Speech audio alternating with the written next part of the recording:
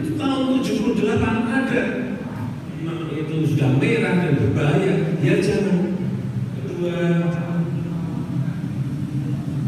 ini juga harus untuk melihat titik-titik mana yang mengkaji, menganalisis potensi bencana. Sampai seperti ini jadi ketum di Aceh Besar. Ditemukan lapisan perubahan iklim, Bapak Ibu sekalian, yang semakin sulit diprediksi akhirnya karena saluran-saluran drainasenya enggak.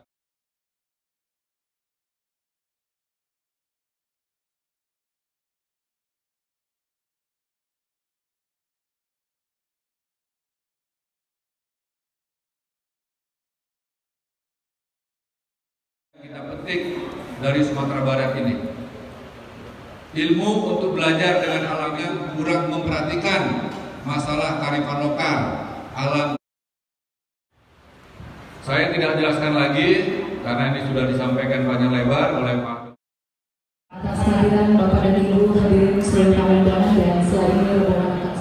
Apalagi kalau kita sudah tahu bahwa ada 115 kali kegempaan yang terjadi di wilayah Mentawai.